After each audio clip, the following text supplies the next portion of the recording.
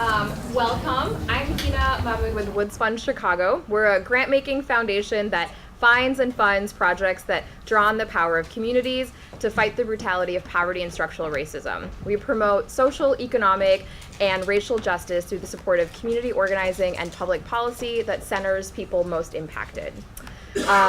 I'm also the co-chair of the Chicago chapter of Asian American Pacific Islanders and Philanthropy, APIP, which is a national membership organization dedicated to expanding and mobilizing philanthropic and community resources for underserved AAPI communities to build a more just and equitable society. As a Pakistani American Muslim woman committed to building Asian American power and advancing racial equity, I'm really excited to participate in today's important discussion about the state of racial justice for Asian Americans in Chicago, because this topic is so rarely discussed in public. Asian Americans are Chicago's fastest growing racial and ethnic group, and the Chicago metropolitan area is home to the 7th largest Asian American population in the nation. Yet, too little is still known about us beyond general stereotypes and limited glimpses in mainstream media. But what do we know about the real lives of Asian Americans in Chicago? How is our growth translating into political power and influence? How are the needs and concerns of Pakistani immigrant women like my mother, who works 40 hours a week but makes poverty level wages, or Korean American young people seeking to see themselves in their curriculum, or Chinese American families fighting back against gentrification, reflected in public policies around labor, education, and housing? This morning's program will provide much needed data to illuminate the disparities and discrimination our community faces, as well as the powerful ways we are advancing racial and economic justice for Asian American Chicagoans. I hope it will propel us, particularly those of us in philanthropy and government, to deeply invest in Asian American serving nonprofit organizations, especially those that engage Asian Americans in civic engagement, community organizing, and public policy advocacy efforts. I hope it will catalyze us to dismantle white supremacy and the model minority myth, which continues to wedge Asian Americans between other communities of color, especially African Americans. I hope it will help us harness our voices to elevate our lived experiences and influence decisions that impact us, especially in rooms where we're the only Asian American or person of color. That's a tall order, so let's get started.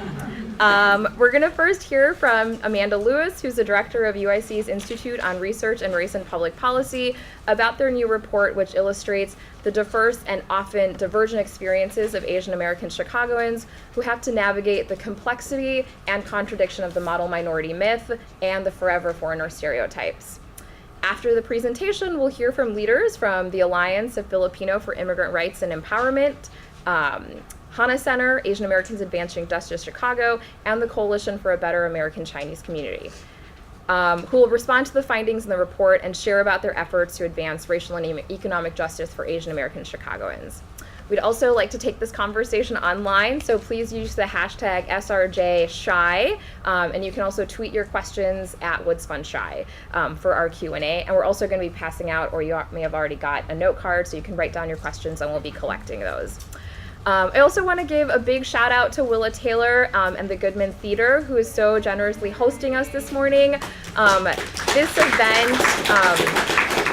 This event sold out within an hour of us posting it online. We were generously invited to be hosted at the MacArthur Foundation, but after like 60 people signed up, we were like, okay, there's a real appetite for this information, and so we've got to find a bigger venue. So thank you, Goodman, for hosting us. And I want to thank our co-host, UIC's Institute on Research and Race and Public Policy, Woods Fund Chicago, APIP, and Communities United for Equity. Please note that the bathrooms are just down the hall and to your right, okay? So I'd like to invite Amanda to the podium.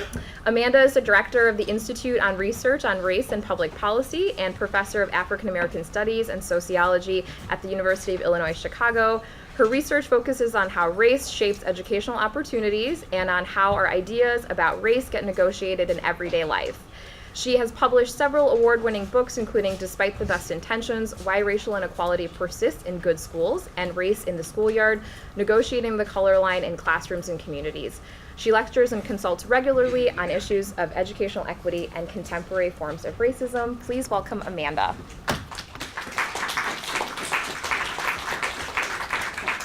Thank you so much, Hina. I have to say we were absolutely thrilled when she emailed and said we should do an event about this report.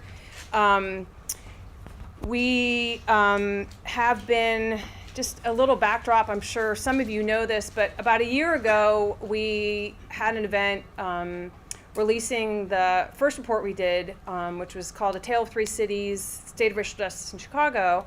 And it really focused on Blacks, Latinos, and whites, primarily because as we were, we had taken as our kind of broad agenda going into it, really trying to complicate racial narratives in Chicago that had kind of, not just in Chicago, but nationally, but racial narratives about what was going on in Chicago, knowing that they were often filled with racial mythology and actually having destructive consequences for communities, but also wanting to do a report that brought together all the existing data that we knew existed, and at the same time, try to do it in a way that was consumable and manageable and accessible.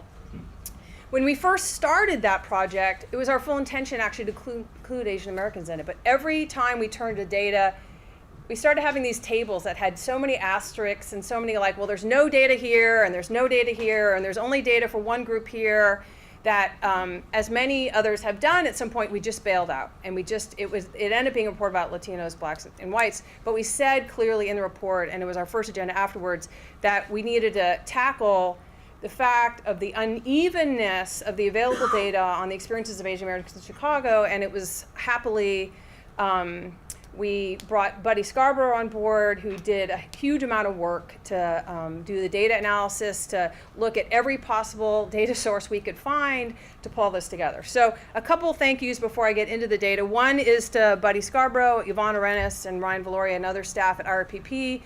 For making this happen. The Institute is really, for us, part of helping, pushing, nudging UIC to realize its mission as an urban public research university.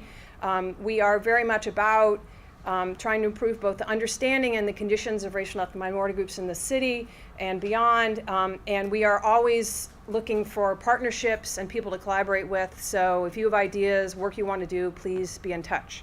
I also want to thank Metropolitan Family Services and Asian Americans for Advancing Justice for partnering with us in thinking about this report and getting the word out about it. I promise I won't spend 20 minutes on the thank yous, but I have to. I also want to thank Mark Martell, Mancha Mirza, Kathleen Yang Clayton, and Brandon Lee, who also helped us fill key gaps. As you'll see in the report, there were certain areas where the data was just so thin that there wasn't much that we could say with any confidence. But we knew the issues are important and relevant, and so we asked partners of ours who are experts in different areas to write a little bit about that. And I'll just mention a few of the highlights. We also had additional advisors like Ana Guevara and Karen Sue, who met with us, other community partners, and helped us think through what was missing. The focus on questions of language justice came out of some of those conversations and pointed us to the analysis we need to do. So they were really important in helping us think about what was missing from our conversation. And again, thank you to the Woods Fund and Unmi Song from the Fry Foundation, who really helped us get the resources we needed to print the reports and get the word out and do all that. So with all that said, let's get into the data. So one of the things that for us was key about doing this project was really capturing in every way we could the conditions of Asian American Chicagoans on as many dimensions as possible. And we went into this knowing intellectually that there was going to be, that there's a huge diversity, and I'll talk about that in a minute, of groups. And that there wasn't one story here in many ways, that different groups are having vastly different experiences in the city. This is not, however, a story about identity. So we don't have measures here about how people are self-identifying, which category, which identity they prioritize. That's not what this report is about. And very much in some ways, I want to say first and foremost that even the construct of Asian American has so many built-in, contradictions within it that are important to acknowledge. Vastly different groups with vastly different histories, different languages, different experiences, different paths to the United States, different histories in the United States. All of that is true, and yet, as we will talk about, there are certain kind of master narrative stereotypes, context of U.S. racialization that lead to some shared experiences that are worth grappling with in this context. So that's the kind of complicated reality that we are, and we can talk more about any of this.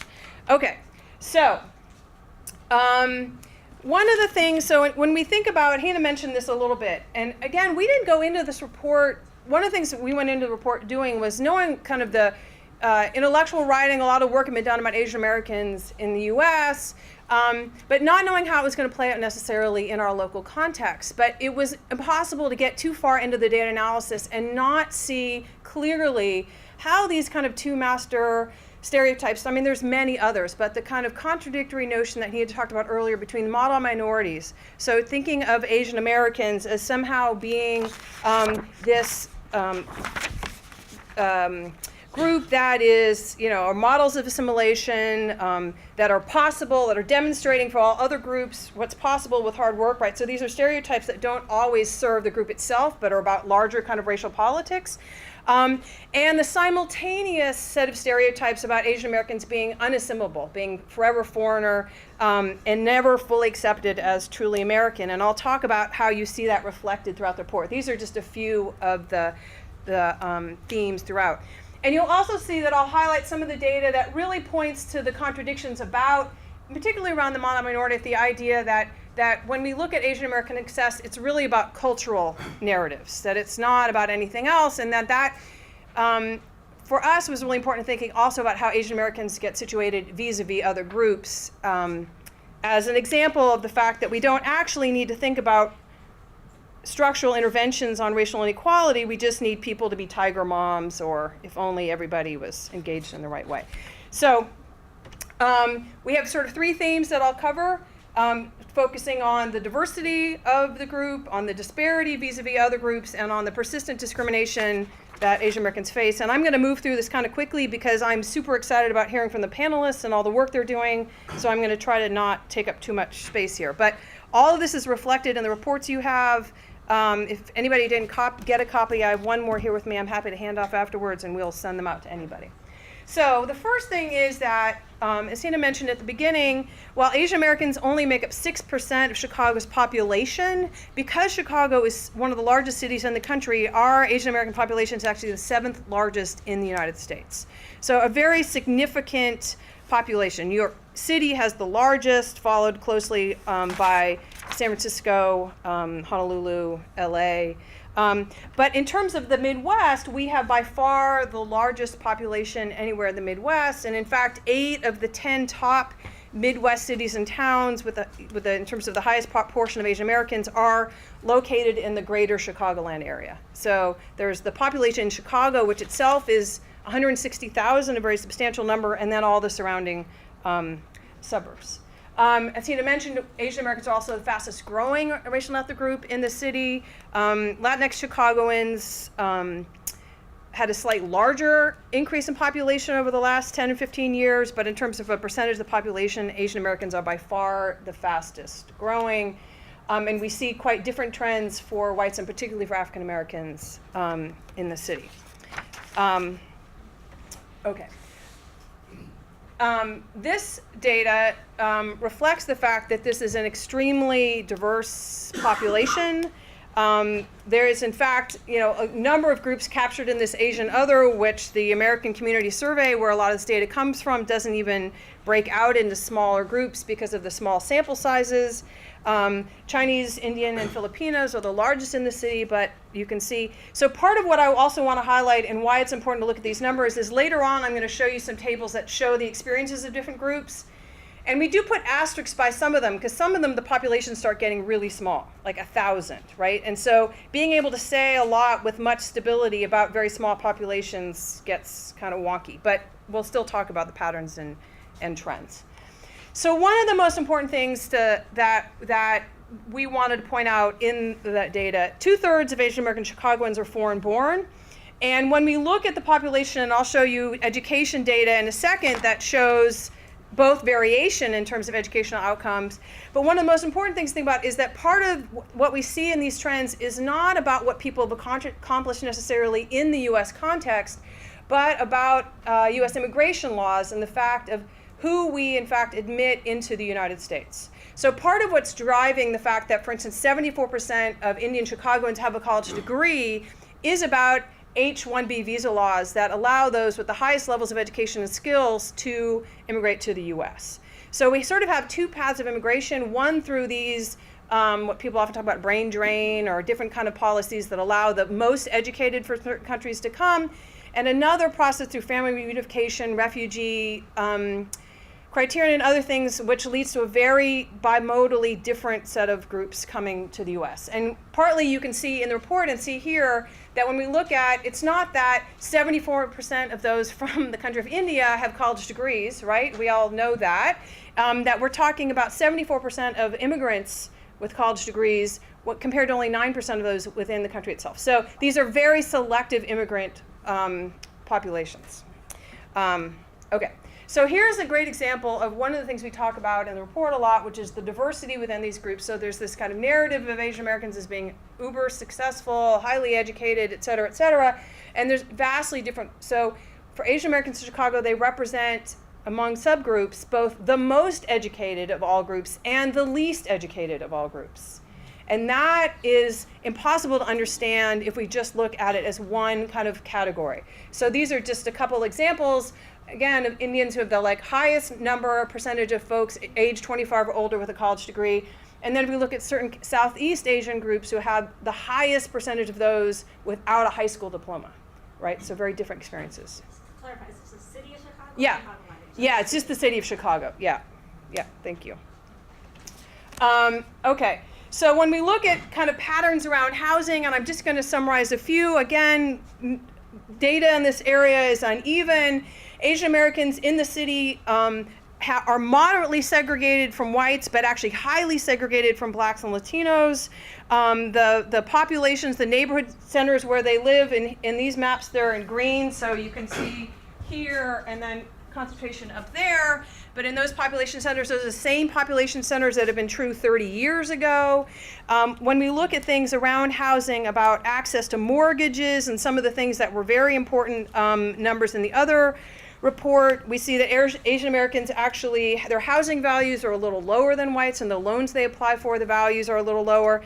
And we actually found a not humongous, but statistically significant pattern of Asian Americans experiencing discrimination in mortgage loans. So once we control for credit ratings, income, all those things, there's some discrimination in access to mortgages. And interestingly, and I don't have the explanation for this, so if anybody wants to theorize afterwards, I'm open to it.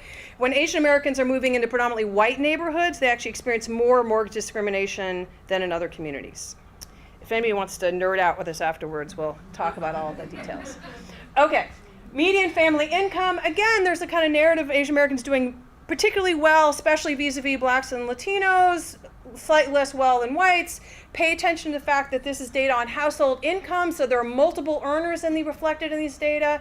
And we often forget that some communities are much more likely to have multiple families living within households, and therefore artificially inflating some of the median family numbers. But as we know, so the median household income for Asian Americans is nearly $15,000 less than whites. But when we look by group, we see the numbers are quite different. So again, that narrative about, oh, Asian Americans doing great, masks this much more complicated narrative in terms of people's relative success. And the kind of different struggles that we want to talk about, folks who are really struggling with high levels of poverty and access and that sort of thing. So an important difference here.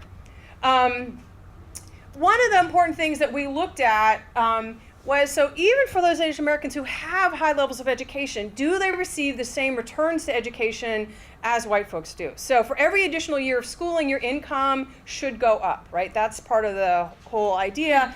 And what we see here, in fact, is what we see nationally true is that Asian Americans, in fact, do not receive the same return to education. They should, in fact, be doing much better than they already are. Their incomes should be much higher relative if we think about their kind of education levels. So this is just one way of looking at it. If we look at the hourly wage increase for those with a college degree compared to those with less than a high school education, the difference is much lower than it should be for Asians collectively. There's also a lot of evidence of racial wage gaps. Again, they're not quite as high as they are for some other groups, although I'm going to complicate that in a second, but they are significant. So In general, the racial wage gap is about 7%, or one other way to think about it is that Asian Americans on average are making about 93 cents for every dollar that whites make. You can aggregate this up, and it does have consequences over time. But within certain industries, so for instance in retail trade, Asian Americans are paid 78 cents for every dollar that whites make. In wholesale trade, 79 cents. So you can look in the report about how it breaks down. So again, evidence of some persistent discrimination across industries. Okay, so this is where we get into some issues about language discrimination. And again, this for us reflects somewhat some of these forever foreigner kinds of stereotypes. The penalty for not speaking English well is much higher for Asian Americans than it is for other groups. So if we look at the pay rates, and this is, again, controlling for all the other individual level factors, your education, all those kinds of things. Asian Americans who speak English less than very well are paid in general 45% less compared to white English speakers. So that's just one category. But even when we compare them to other groups who speak English less than very well, they make between 10 and 20% less than those other groups. So about 20% less than whites who speak English, so essentially if we think about white immigrants, or 15% less than blacks who speak English less than very well, et cetera, et cetera. So you can see there's some different ways that penalties play out. And finally, again, echoing what we see in a lot of national data, Asian Americans are much less likely to be in managerial positions, and particularly those with college degrees are 25% less likely than whites to work in management positions, again, controlling for education and all those kinds of things. Okay, so lots of evidence, again, about diversity, disparity with other groups, and kind of persistent discrimination across groups. I want to highlight, and I know I'm talking very fast, but I'm trying to get out of the way of the interesting panel coming up.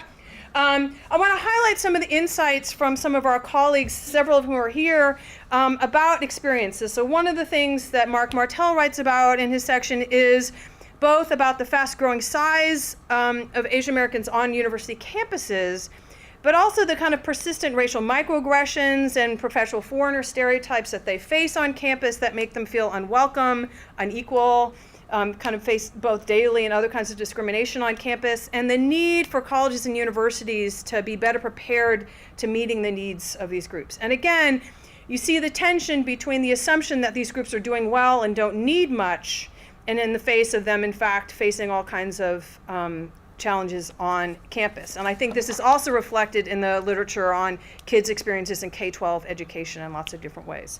Another important, Mancha Mirza writes, and we almost made this her part, a whole section, but part of the thing that she highlights is how limited the data is on Asian Americans' health, not just in the city of Chicago, but particularly importantly in the city of Chicago. Healthy Chicago 2.0, for example, the plan to improve the health of Chicago residents made no mention of the city's Asian American population and collected no data on health indicators for the group. And there's lots of data in different categories or for specific groups that point us to the idea that there's lots to worry about.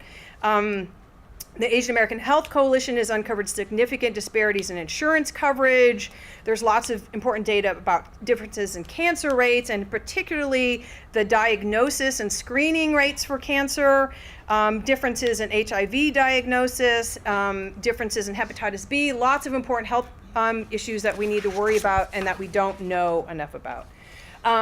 Kathleen Yang Clayton, one of our colleagues at UIC now, talks a lot in here about trying to do political organizing in communities, and in particular how to break down some of these stereotypes and build coalitions across both within Asian American communities and vis-a-vis Asian American communities and other groups in the city. She says our perpetual foreigner status mixed with the toxic recurring narrative of being the model minority threatens to overwhelm the growing vanguard of Asian American Pacific Islanders in the Midwest who are engaging public service through platforms of shared struggle and solidarity with working class people of color who are demanding fair wages, full funding of public education, and services for our most precious and vulnerable. And importantly, racial equity in the distribution of resources. And finally, Brandon Lee points out all the different kinds of policy steps that we need to have take place to actually meet people's needs in our communities, including increasing funding in social services, having stronger language access policies, and really really focusing carefully on the census counts in 2020 and whether or not our communities are all going to get counted appropriately. Okay. So wrapping up, in summary, the results from our report, I'm sure not a surprise for many of you, is that not only is this an extremely diverse group in the city and that we need to pay attention to differentiation across groups, but that there is really a story here about persistent discrimination and racial inequity that requires our attention, and that we will not get to if we keep suffering at the consequences, like we said, of these kind of racial stereotypes about Asian Americans in the city. We, of course, think there's lots more room here for more data collection, lots of realities of people's daily lives that we don't know enough about, lots of data about education outcomes, health, et cetera, we need to know more about. But it's also true that there's lots of important interventions that need to happen in the policy realm around organizing, lots of opportunities for philanthropy, and I'm happy to turn it over to the panelists working in important community organizations to talk more about that. So thanks very much.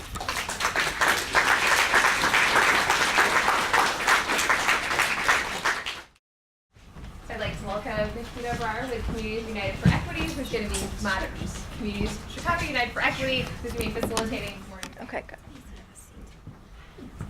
Good morning, everyone. So we have a lot of really exciting things to get into when it comes to building some narrative out of the data that was presented earlier this evening, or earlier this morning. I have not had my coffee yet. That's okay. So it might as well be evening. So my name is Nikita. I run an organization that's focused on racial justice and the civic activation network around racial justice in Chicago called Chicago United for Equity. Have worked with many of these partners before and have seen the ways in which they have taken data and really transformed communities through their work. So the first question I'd like to open up with is, how have you seen in your own work the data that were presented earlier today come to life? And if you could introduce yourself as you do that.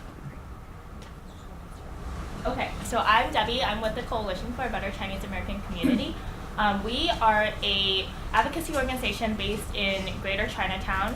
So, and I'm going to talk a little bit about housing. So, Chinatown was actually developed in downtown on Clark and Van Buren, and had moved about 100 years ago to its current location on Wentworth and Cermak. And because of that move, because of rising rents, Chinatown was displaced 100 years ago.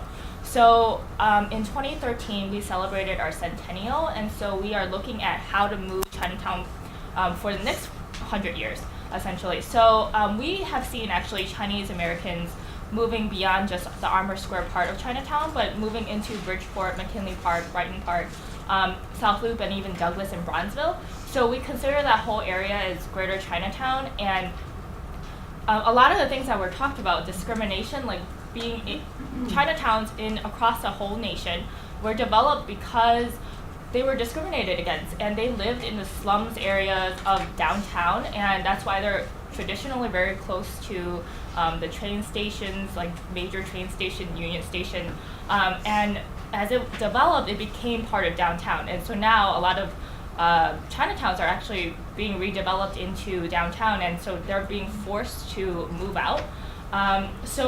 Because Chinatown moved 100 years ago, we are able to kind of buy more time to figure out how to keep this community together. We do see a lot of Chinese Americans still living in this area. Actually, we're seeing not even just their new immigrants, but we're seeing families of the first generation that were immigrants. So as this community continues to live, we've seen them being discriminated against again as the highways were being built in the 60s. So the highways actually went through across the whole nation in predominantly low-income communities. So in Chicago, if you look at the highways and where they're built, it's not uncommon to see them in predominantly black and brown communities. So Chinatown was one of them. So we continually see basically policies that are just not working for minorities in general, but particularly not for Asian Americans. And so we've seen that basically in Chinatown, and I'm happy to talk more about that. Thank you. So my name is Inhye Choi. I'm with the Hana Center. So Hana Center, we're a community-based organization that works with Korean immigrant and multi-ethnic youth communities in the Chicago area.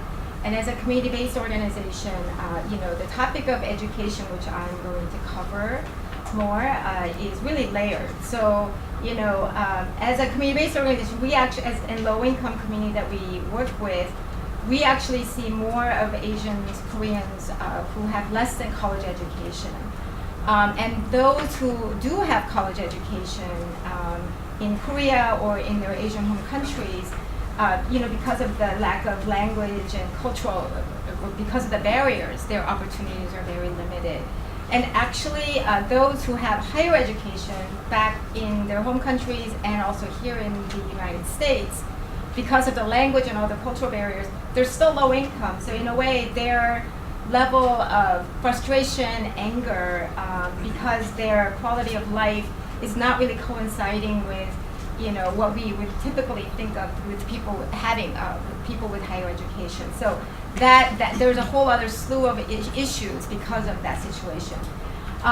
So we work with young people and a lot of young people. And among young people, we see isolation, lack of supervision because their parents work long hours, 14 hours a day, low income wages, being immigrants, undocumented immigrants.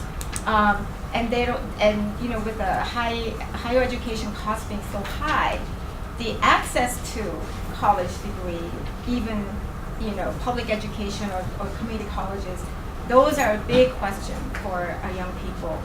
And then they're high school students, and they talk about accessibility to education. They're like in the high school level.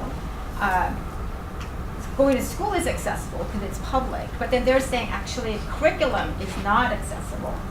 And so at the Hana Center, we work with about 100 youth who are almost all Chicago public high school students.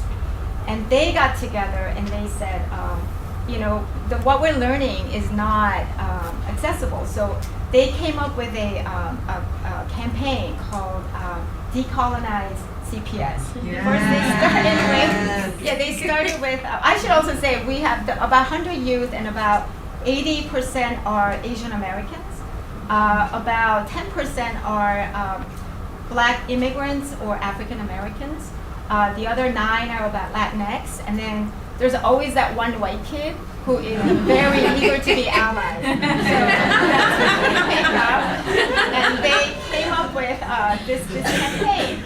And so, their whole goal is really about at least starting with the English class, which really organically developed by comparing what they're learning in schools, that they want their high school English classes to include curriculum that is inclusive, what we would think of as like ethnic studies, but they were saying, that they want a diversified curriculum that really represents who they are. So they're doing this work with a belief that school systems should really teach material to its student body. And when you look at CPS, 89.2% are students of color and many are immigrants, almost 90%. So, it really needs to really think about what we're teaching. They're also saying that, schools should inspire students to learn more, to think critically, be expansive. And yet our students are saying, oh my God, I read Romeo and Juliet 3 times, and I'm still a junior, right? And then they're saying that basically at a real root level, they're saying that Eurocentric curriculum is really a form of colonization. And it's teaching to our very young kids from Head Start, right? So they're really saying that, we really have to dismantle that the system that's preventing us to think, critically and to really think of who we are. And then, so for them, they're saying that education equity is not just about this curriculum that they're working on, and they're actually in 3 high schools right now, moving this at Mather High School, Von Steuben, and Lane Tech. But they're also saying that, the people who work in the schools, there needs to be counseling, there needs to be support. A lot of what we just heard about what needs to happen in college, we actually really need to look at K-8 or K-12, really like real support for immigrants and students of color, low income, all the traumas that are associated with being that in America, but in our immigrant Asian cases, as you saw, refugees, other folks, there's so much trauma that comes with it that really needs to be addressed. And I think that the educators also, we are seeing Me Too movement in these young kids to make sure that there's education about not only our history, gender issues, and really support and protect and support, young women, queer, gender non-conforming. We really have to make sure that that there's no, we have to protect them, let alone, having these kids be harassed, and they need to be held accountable as well. So there needs to be a full support for this for our students. So this morning I will be playing Steve Moon. My name is Tuette, and I am with Asian Americans Advancing Justice Chicago. We last year changed our mission statement to be Asian Americans Advancing Justice builds power through collective advocacy and organizing to achieve racial equity. So that's the first time in my 18 years that I could actually tell you our mission statement.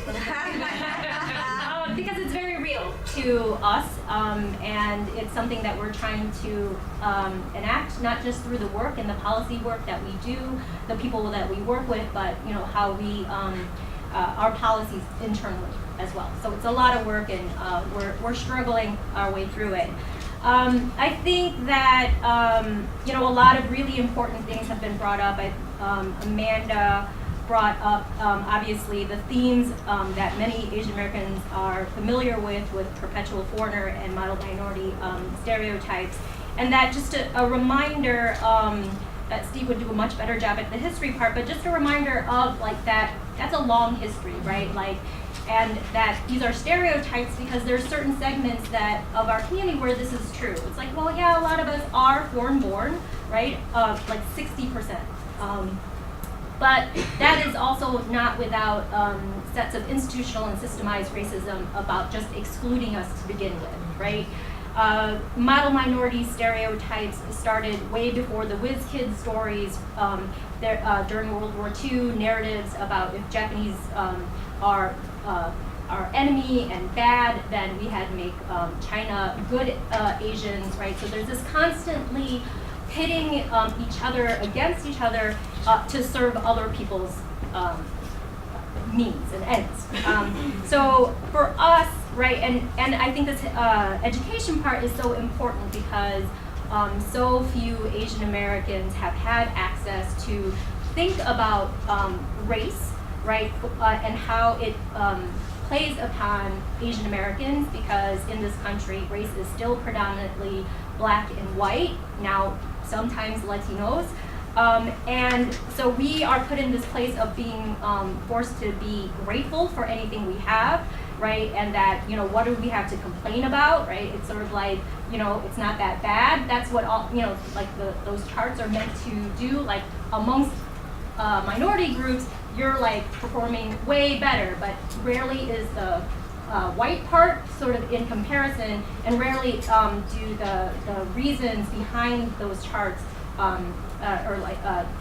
the depth really delved into. So this is a very exciting thing to have access to, right? But I think for those of us who work in communities, we've seen this play out anecdotally in our communities, right? But now having that data, it makes policy work a little bit easier, right? And so I think still too many Asian Americans see racism as something that is interpersonal. So it doesn't exist unless somebody did it to you and it's intentional, right? Versus not just institutional, but a set of systems that play, right? And that's not language that a lot of people have access to. What they have access to is diversity and multiculturalism, right?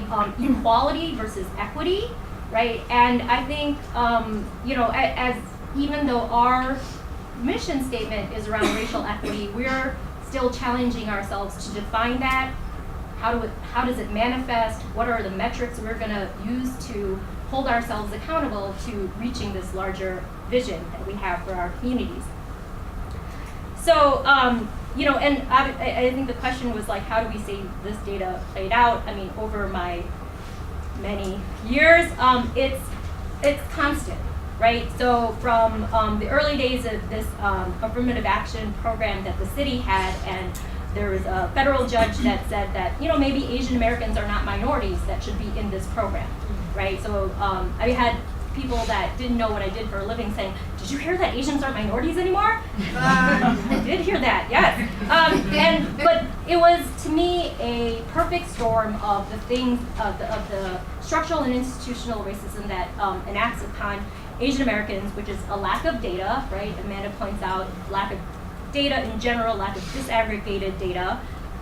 In the city, lack of political representation, right? At that point, no Asian American alderman ever, which is a manifestation of the perpetual foreigner, right? Like not being, you know, American enough, citizenship questions, all those types of things. And then, of course, the model minority stereotype in general, right? So not just that maybe we're doing well enough not to have to be a part of this program, but also the model minority part where who's really going to complain? Are we going to complain? Are we going to push back? They hadn't met me yet. So, and then, of course, you know, there's other ways it manifests for students. There was an article in 2008 in Chicago Tribune, struggling Asians go unnoticed.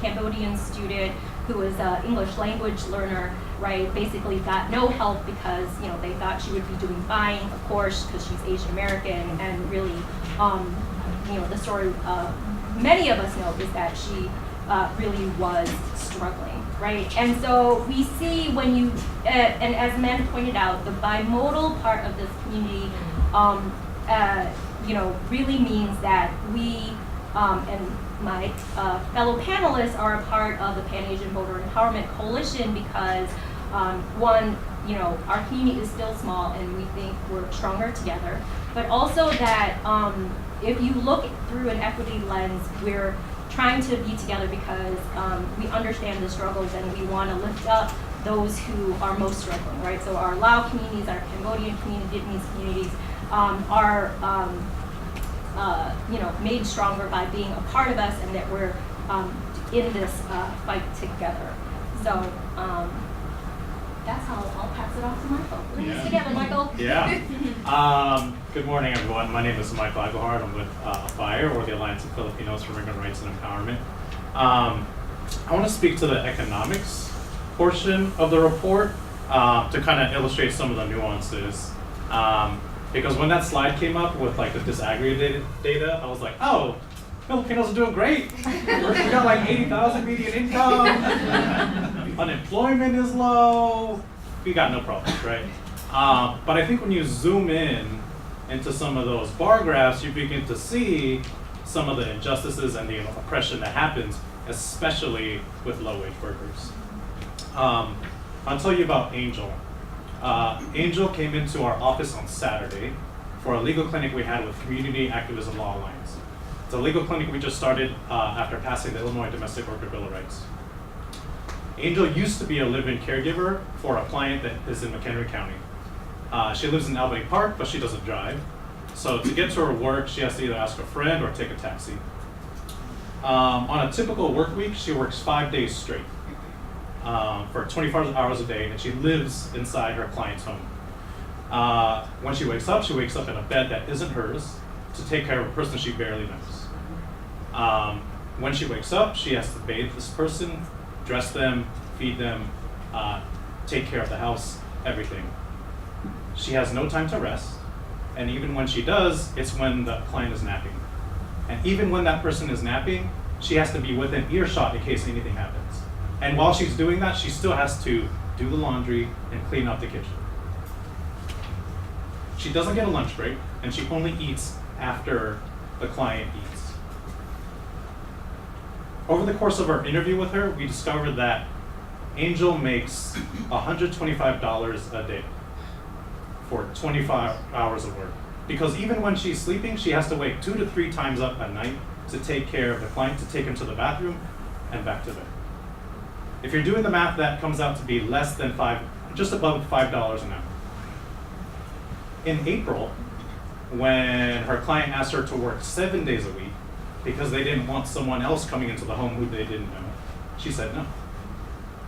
When she said no, her client went with another worker who works at another agency. And so her agency is now withholding her paycheck in retaliation for losing that client. This is not the exception. Angel is across all of Chicago, all of Cook County. We have 110 members in a fire, 60 of them are domestic workers. When we talk to them, they say, this is just the norm. This is what you have to do to survive, to make money, to take care of your family. In 2016, we had a campaign to pass the Illinois Domestic Worker Bill of Rights. We worked with Latino, Polish, and Black workers and Filipino workers to go to Springfield to demand 2 things. And if you were there, you would have seen 2 things that were in every protest sign, in every rally speech, and on the chants of every worker who was there: respect and dignity. They wanted the respect and dignity that acknowledged the work that they were doing inside their homes. They wanted the respect and dignity that had been denied them and denied Black workers in the 1930s that wrote them out of the Fair Labor and Standards Act. They're demanding the kind of respect and dignity that comes with real economic power that they can reclaim for themselves. And what kind of policy changes were they asking for? Protections for minimum wage, 1 day of rest in 7, and protection from discrimination and sexual harassment. So the bare minimum. And in passing the Domestic Worker Bill of Rights, we wanted this to be a starting point in a conversation for a larger conversation about what does it mean to respect low-wage workers who are working inside our homes, to pay them fairly, and to acknowledge the economic discrimination that's happening all across Illinois. That's so powerful. All of you have represented, and as you've already noticed, there's a theme going on, right? We're talking about whether it's housing or education, political representation, or about workers' rights. Power is the real core sentiment here. Whose power is seen, whose power is respected, and how we build that power. So I want to remind folks in the audience that you can ask questions with your note cards. But before we start taking questions from the audience, I want to turn this a little bit to the idea of your own personal narrative and what has informed your journey in this work and how you've seen that inform this larger picture of building solidarity. I asked this from a very personally motivated perspective because I'm currently working with several groups of folks. One particular group is all white, and there's been a resistance to talking about race because it's this idea that, like, why can't we talk about the things that make us unique? I'd like to talk about being a woman and how that's disadvantaged me, or I'd like to talk about how being gay in the world today still makes me feel excluded. And so I'd like to ask the question, in your racial identity, how does that show up in your work, and how do you use that to build solidarity with others? You don't have to go in order. I'll make up something. So I came as a refugee from Vietnam a very long time ago, and I think that I mean, obviously I've done this work for 20 years, and it shows up because, you know, as I was growing up, there were all these weird things that were happening. I mean, my sister really was the valedictorian of her class who graduated 3 years in and was in the newspaper, right? And, you know, so we were like very competitive family. So I get that on one end we fit that. On the other end, we were refugees and we lived in poverty and like had, you know, government cheese in the refrigerator, and all of that, right? So like whatever was happening to me and being said about me, I'm like, I don't know what is happening, but that doesn't look like my life. It doesn't look like my cousin's life who did struggle with school. And so, you know, what did that mean for us? And that was a real question for me. And I think that while, and there wasn't education that reflected my experience. So I really had a hard time until I got to college really understanding what that meant. And while I don't know if I could say that there were moments where I experienced interpersonal racism, I felt an anxiety about being Asian American in this country that was better articulated if you looked at institutional and structural racism, right? And understanding how Asian Americans fit in sort of a longer history of the United States. And so I think that for me, I've been invested in being able to articulate that, involving people in that fight more, right? And to combat this at a root level rather than like worrying about whether that person called me something on the street, which they do, whatever. Not my problem, right? Because there's bigger fight. And if I focus on those things, it's just not going to get better. Well, I came when I was 12 years old from Seoul, Korea. And actually, I was fortunate. We came to Chicago when I grew up in Rogers Park, where it was 1973, and it's still now today. It's very diverse. So I grew up with everyone. And even the white people were kind of the artists, and they're kind of all hippie kind of people. So it was very liberal, so to speak. But so in a way, I immediately grew up with black people, black immigrants, Filipinos, Koreans, and Jews and these hippie artists, white people. But growing up with that, I think it was. And I met later going to school. How so many Asians that I would meet, they said I was the only Asian. And really felt, and it was like really Asian and white. So in some ways, what you laid out is what I was hearing. And some of the people were from smaller towns, and they were really feeling that sense of isolation. That I remember thinking, wow, that was not my experience, and how fortunate I was. But the older I got, I was really kind of noticing as getting together with my peers.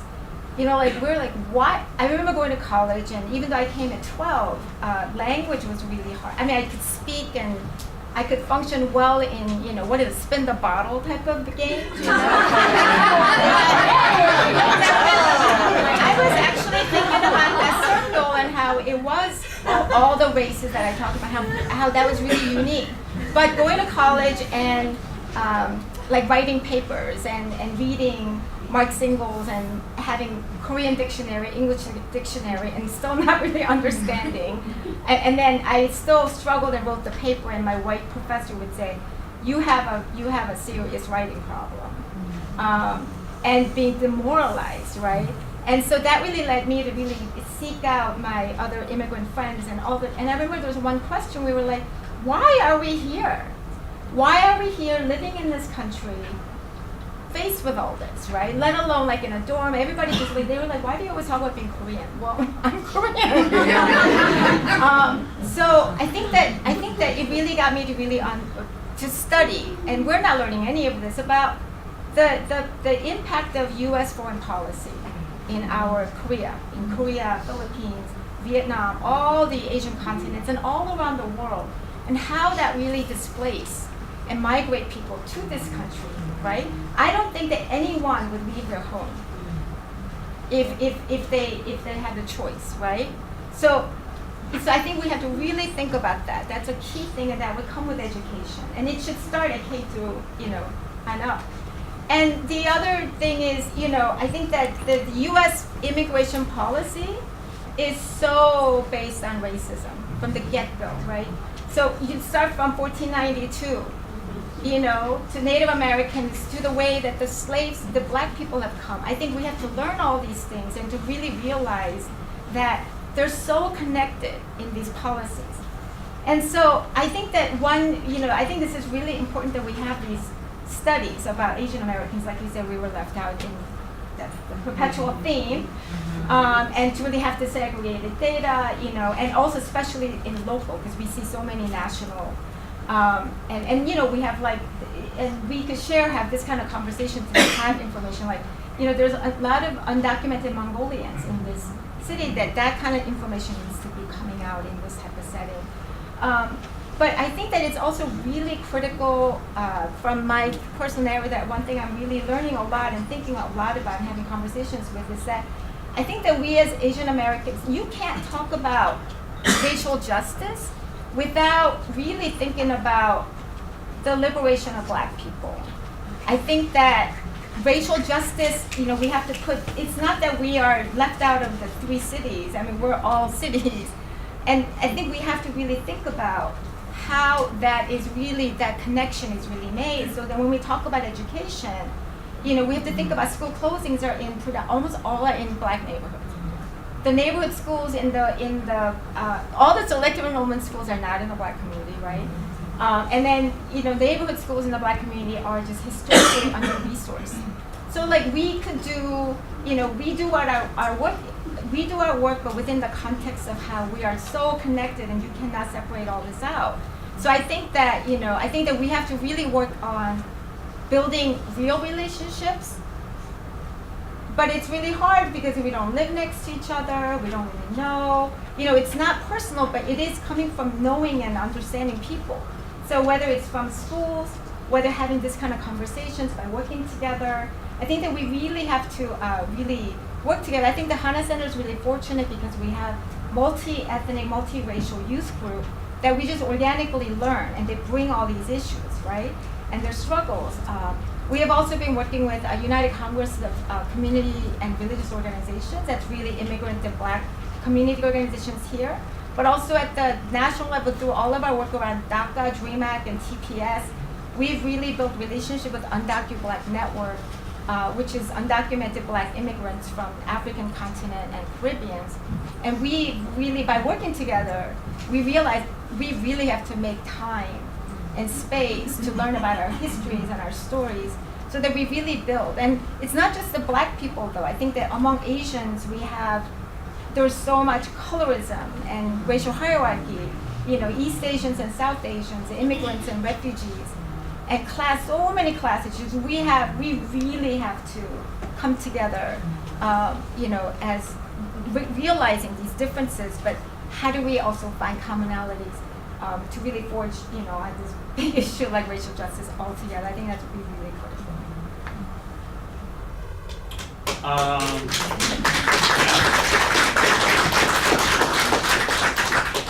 I'll share from my personal experience of, I'm a 2nd-generation immigrant.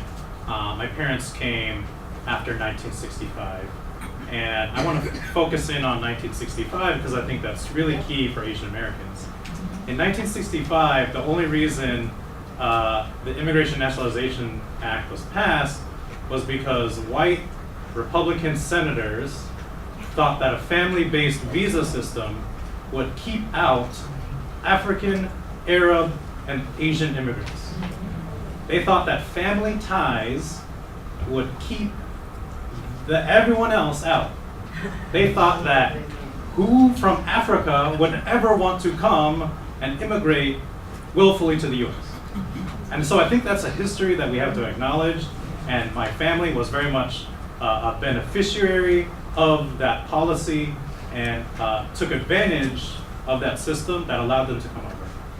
And so that kind of sets the framework for like assimilation and assimilation into whiteness. And the reason why I do not speak Tagalog or any other Filipino language is because they wanted me to speak English. They didn't want me to have an accent like they did because they faced discrimination in coming here. They wanted me to go to a white private school because they thought I would have a better chance at succeeding than they ever did. And so I think it's really crucial to acknowledge that the system and the laws that were created a lot of times without our knowledge or consent has a big factor in how we live our lives and how I've lived my life and the kind of identities I now occupy. So I wanted to echo a lot of what Michael said. So I was born here in a hospital in the near south area that is no longer there. But my parents are from Hong Kong. And growing up, they actually had their own business. They sold vegetables and other things for restaurants that were and then delivered to Chinese restaurants or the Asian restaurants across the metropolitan Chicago area. So so basically they worked 7 days a week, and they worked on holidays. We just never had time to spend with family, and I have 3 younger sisters. So my grandma, who immigrated here with us, or with them, took care of us. And she lived in Bridgeport, and she lives alone. She took care of us. We spent a lot of time there. And I remember growing up, the whole neighborhood were cops or people who worked for the city. And I didn't understand discrimination at that time, but I remember our neighbors, young children, who would throw rocks at our family. And I didn't know why, and I didn't understand that. So it was a form of discrimination, and it still occurs in our neighborhood. And what's frustrating is that despite all that, people are still keeping Chinese Americans out of their communities. And like you can see that in Bridgeport, and you can see that in other neighboring neighborhoods in around Chinatown. And so the housing aspect of that is very crucial because people still think that Asian Americans, Chinese Americans are still foreigners. And it doesn't matter how long you've been here, it doesn't matter how well you speak English, it doesn't matter any of even assimilating. People still want to keep certain folks out. And so seeing that, I also see a lot of displacement in Chicago. In predominantly low-income minority communities, as you can see in Humboldt Park, Logan Square, Pilsen, Bronzeville, all these communities are just nearby to us even, have struggled with discrimination and with having to be displaced and gentrified. So the concept of gentrification and displacement is rooted in colonialism and capitalism. So having to address those things are almost at the forefront, and those are not being addressed. And it's frustrating because who knows what's going to happen in Chinatown within this next 100 years. We have this Chinatown Vision Plan, which was developed in 2013 to plan for the next 100 years, but it doesn't necessarily have action steps. It has broad goals on how to advance this community. But if you look at where Chinatown is, there are major developments that are happening nearby, and even developments that are happening in Chinatown. Chinatown just has its first Starbucks, and what does Starbucks mean for a community? So there's 62 empty acres north of our field house. Pilsen is changing, Bronzeville is changing, Bridgeport is changing. To the east of Chinatown is McCormick Place. There's a ton of hotels that are being built right now. And what are the impacts of hotels on ethnic enclaves? And why were ethnic enclaves formed to begin with? Because of discrimination. And so now that these communities have figured out how to build a community, they may be displaced. And there's no research on how to keep these families from staying or keep them from leaving. So one thing that we work on is advocacy and working on census, voting, and redistricting. So if you look at a map of Chinatown, actually Chinatown is divided into 2 wards, and it used to be actually divided into 4 state districts. And there was no political representation until the last census, which is 2010, where we were able to get a majority of the Chinese population into the 2nd district. And to this day, we're going to continue working on making sure that there should be a Chinese ward if it's possible to better advocate at the city level on how to keep these families from separating and advocating for better schools, better transportation, better everything. Because right now nobody is really advocating for that at the city level and sometimes at the state level. So I definitely wanted just to talk about the lack of resources in these communities because of political representation. So the next few questions are coming from the audience, and I think they all speak to how the Asian American community, in the diversity of what being Asian American means, interacts with each other and then interacts with the world. So what I'll ask for these questions is someone who feels really excited about it, take it, and then we'll go to the next one, and we'll try to get through as many as possible. And we do have time for a few more if you want to send some up. So the first is, what is the role of the Asian American press in Asian American communities, and who among them is making the best case for dealing with some of the issues we're talking about today? So if anyone is strongly moved for that question. I guess I can respond because I think the Korean community has the largest, what we would say, ethnic media community. And that's a big, so it's a great access. Korean community has now 1 daily, 3 or 4 weekly, 2 TV, 24-hour TV stations, like 3 radio stations. We have a lot. So I would say they all show up to things. But what's really interesting is that these are folks with limited English language and cultural barriers. So in a way, around issues beyond what's happening in our Korean community, they actually don't understand. So during this whole DACA fight, for example, just this latest sort of like series or period, you know, we had days where DACA passed, like there was no bill, DACA's not even a bill, you know, or DACA ended, oh, DACA did pass. There was so much confusion that gets out in the ethnic media. So in a way, I want to say that, you know, it's not, we have outlets, but community-based organization almost has to really act as a liaison in translating some of these information, I mean literal translation, but also educating around various issues. So, you know, in the case of Hana Center, we hold a series of constant, you know, press conferences and all of that to really be able to explain. Otherwise, they get this information and it gets really confusing. And there's also websites, you know, because I know it's in all the communities. We have our own websites that people go to. They don't go to the, you know, the Google or the ones that we all go on. So there's a lot of misinformation out there. So I think the role of community organizations is key. That's really key. Fantastic. So we've got, you all did very well on delivering that. Great job. So the next question is, what more can we do about educating the Asian American community to go beyond the idea that racism is interpersonal and to understand the systemic and interpersonal issues? So that was brought up by Tuet. If you want to take that, that's great. If somebody else wants to jump in, it's fine too. I think we have to frame our issues that way. I mean, you know, I guess it just depends on what institution you're working out of. But for us, as we have looked at our policy work, right? So the affirmative action program that I mentioned before in that fight, you know, this was early days for me working with the Asian American community, and there was talk by some of the contractors who were like, let's just sue and bring the whole program down, right? Which would have impacted Asian American communities, Latino communities, and I, in my, you know, early 30 wisdom, was like telling, you know, my people who could be my grandfather, like, no, you can't do that.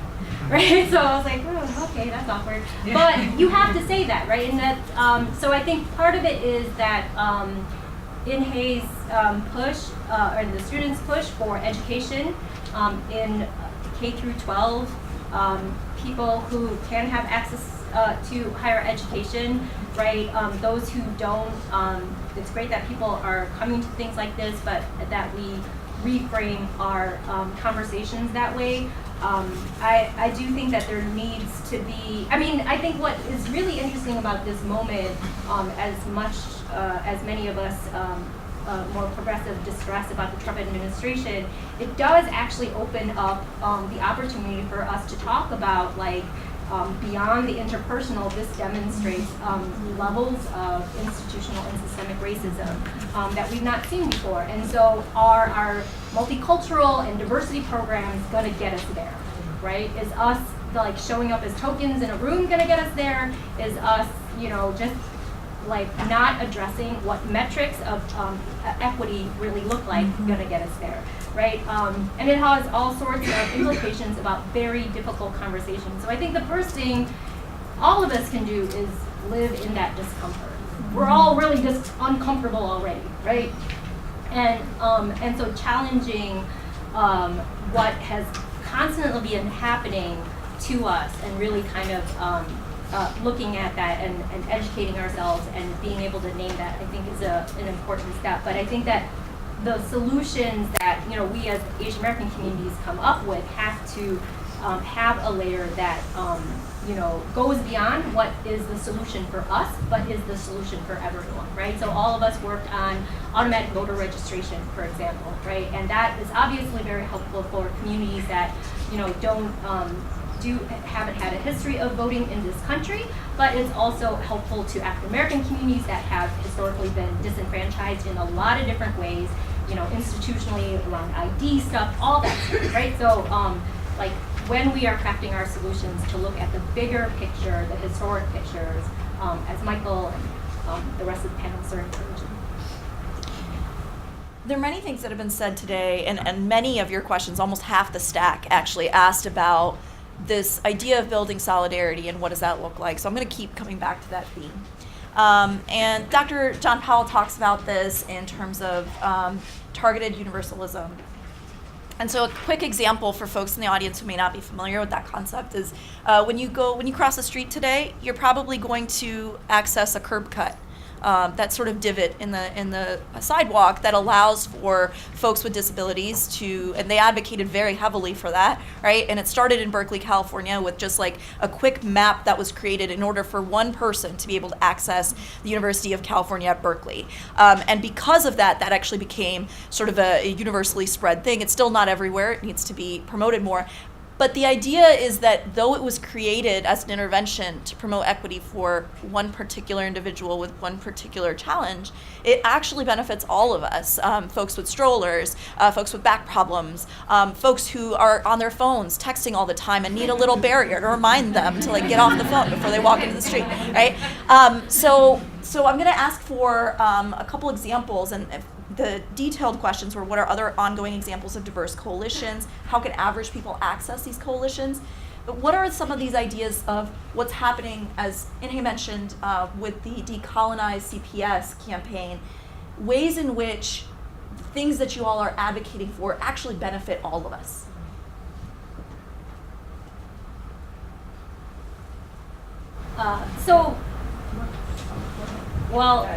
One of the things that the Pan-Asian Voter Empowerment Coalition that we're all a part of, one was funding for the upcoming census that the state is investing in. And so the state of Illinois has never invested its own money into doing outreach for the community. We got them to invest for this fiscal year $1.5 million. And that was Asian people leading this thing, and obviously pulling lots of other people along, because we weren't going to get it done ourselves, and it is not meant to just benefit Asian Americans or immigrant communities, or even folks in Cook County, right? It's rural communities. It's hard to count communities, right? So because if you are invested in the idea that people should be able to live happy, peaceful lives, that applies to everyone, not just your own, right? Because that is an everyone concept. And so if everyone is going to have that opportunity, they should be funded, they should be well resourced by the pool of money that we decide to pool together as government resources, right? So, I mean, this is just sort of our basic concept of what, how we do our work, and I think one of the ways to start to address and achieve racial equity, right? So if you are looking at that as a principle, in general, it is a natural outflow to find as many allies who believe in peaceful, happy lives. Right? There is a both and situation all the time. You believe in these things that tie us together, but each person needs something unique in order to live peaceful, happy lives. So that was the win that we all got. So that census is so critical. So what everyone can do is to really know about it and spread the word and have everybody participate. I just wanted to say one thing around this us, when folks are asked, I mean, you're all here because you care about racial justice, you want to be involved, you want to keep advancing it. And I think one thing that I just want to also say is that, we should all work together, but I think before we do, or as we do, it's both and, we have to all really challenge ourselves and think about, I think it has to be anti-blackness. That's within all of us. That translates into colorisms and other things that we all have. We are subject to microaggressions. We're also subject to perpetuating microaggressions. So I think if we do that both and at the individual level as who we are, because we have been fed all this, narratives, back from where we come from, the country where we're born here. There's a dominant narrative that we have to really dismantle. So we have to really examine ourselves. And then when we join coalitions and we work together, whether it's us, our own community, other Asian communities, and Black communities and Latinx communities, I think that's just we have to really examine that. I think that we have to name it. We have to acknowledge we have anti-Blackness. We have to address. And then it would be, I really believe that's going to really get us further. I want to chime in about something that'll benefit everyone. Collective bargaining. Collective bargaining. A couple weeks ago, Epic Systems was a decision that was decided by the Supreme Court that said that if you sign an employment contract with an arbitration agreement, you cannot bring a class action suit. In a couple of weeks, they're about to decide Janus, another Supreme Court case that says that dues paid, you do not have to pay dues to unions if you choose not to. And so if we want to really start looking at what does it mean for workers, for all of us who have benefited from collective bargaining, who we really have to look at how to make sure we have a strong labor force and a labor force that empowers everyone in it, especially the folks who are left out of bargaining situations. I'm going to push us to answer all of these questions, actually, if we can, that's not real. I'm not going to do that. But I will ask you to give an example of Asian American older adults and how they experience disparities and discriminations, specifically an example of how your organizations are serving this group.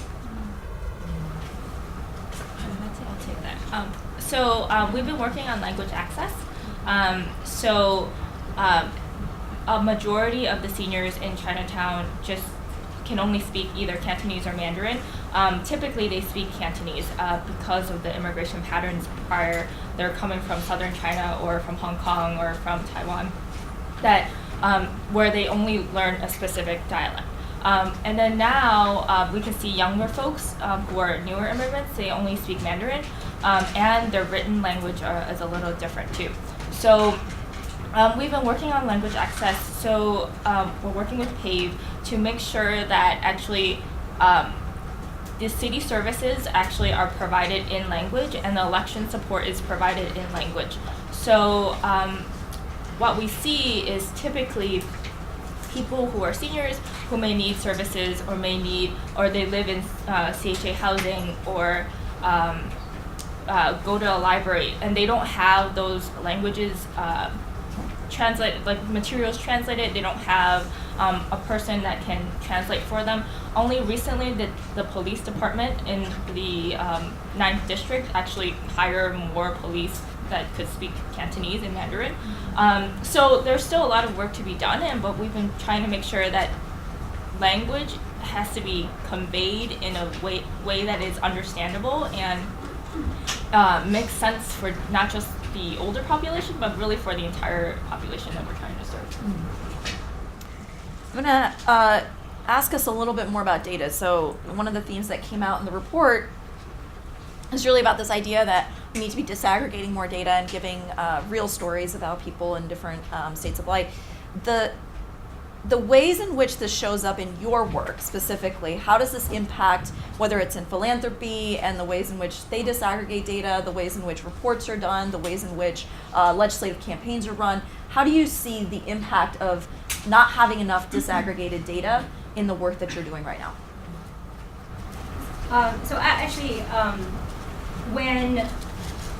so when we're talking about the census and this funding that we're wanting to push out, and really focusing on hard to count communities, that's like a phrase that the Census Bureau uses, and as you can imagine, immigrants, English language learners, and racial minorities are a part of that group. And when the funding community pulled its money together last time, one of the ways they cut the data was by geography, right? And whether your communities showed up in those areas or not, meaning like if you lived in a block that had a high response rate or a low response rate, right?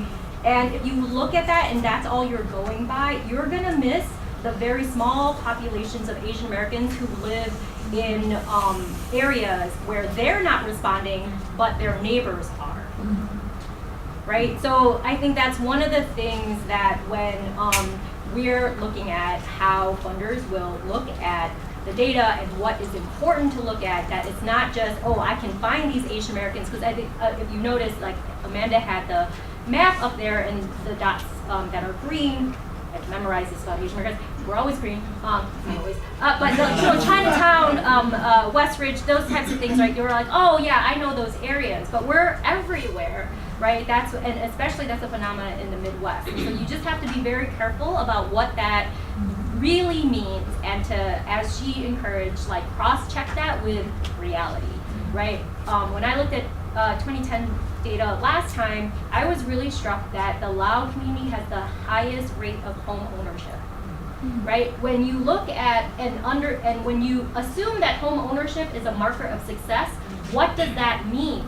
That communities with the lowest income have the highest level of home ownership, right? So I called one of the Lao community members, leaders that I know. I was like, what does this mean? He's like, housing discrimination, right?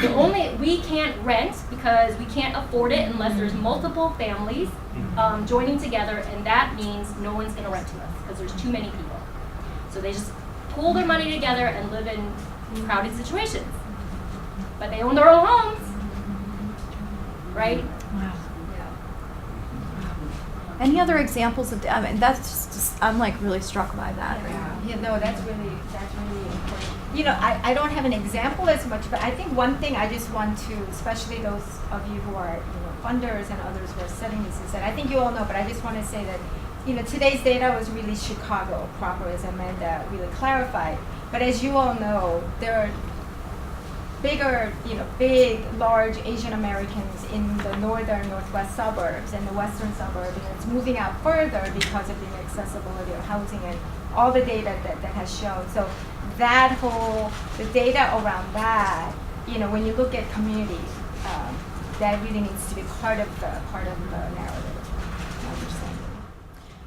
I don't know about you all, but I could probably spend all day with these folks, right? So we can't do that, unfortunately. You have to go places. So what we are going to ask you to do, though, is we don't want you to leave this space with this important conversation happening and not be able to take part of it with you. What I'm going to ask is that in a moment, each of the speakers will make their ask for what you do as your activation point from this conversation. But before we get there, I want you to take a moment and think about 2 things that resonated with you from today's conversation, and 3 people you're going to share that information with. And I'm actually going to do that silently, so you actually write it down. All right. So coming back together, you probably have more than 2 things you want to relate to others, and that's a good thing, right? Think about who you want to have coffee with, who are the folks that you know that you have influence with, and we talk a lot about this at Chicago United for Equity. Where is your scope of influence as an individual? Who are the people who trust you, who believe in you, who take your words, right, to actually spur them to action? So those should be the folks that you're reaching out to, that you're pushing and propelling to think more deeply and critically about the data or lack of data that they've seen or understood about Asian American communities. As we do that, I also want to push you to think about ways that you can give back to the great work that you've heard about today. So Asian American Giving Circle is a way to do that, really targeted and focused on the idea that all of us are funders, not just those who hold positions in places of power like philanthropy, but that each of us have a power to give, whether it's $5 or $500 or even more than that. I don't have more zeros, but maybe you do, and that we can actually leverage our power together collectively in a giving circle to target and support some of the great work that's happening, especially in the type of grassroots organizations and grassroots programs that you heard about today. So Hina can tell you a little bit more about that. I can tell you more about that after today. But I want to turn it to our panelists to share with you their one ask that they each have of you. Sure. So we have a youth program called Origin, and they have an advisor program. So if you are interested in mentoring our youth, we talk about displacement, we talk about census and redistricting, and we're advocating for more research and more funding on those topics. So if you are interested, our Origin Youth Program and Advisor Program really needs more funding and more technical support. Oh, we're getting really specific. I guess, yeah, I mean, I was going to say really, I think we have to really support young people. We all know, but having worked with young people for a while, I'm learning so much from them. They really lead in thinking creatively, expansively. They're like one of the most smartest and scariest people. They're so critical. I think we really have to support that, like Origin. So I think particularly for the decolonized CPS, if you are a parent, you're a teacher, you're a funder, and they really actually, our work is youth-led, so they need support around being able to have access to the teachers and to the principals. There's all kinds of dynamics with the union, so it's really tough, a lot of dynamics. So we welcome advice from you all and access from you all to really go in and negotiate. We have our fish member here who, she showed up today. So I think that would be something that we really leave you with. And also remember, they're undocumented immigrants who are not showing up at these type of data or like that we really have to remember. And as to what everyone's been saying, there's a lot of people who are not covered in this. So remember, and let's all really embrace. So I work for a nonprofit, so it's always going to be like money and time, as people have already pointed out. But I would like to issue a challenge for you to identify what you need to step out of your comfort zone to challenge the status quo and disrupt it as much as possible.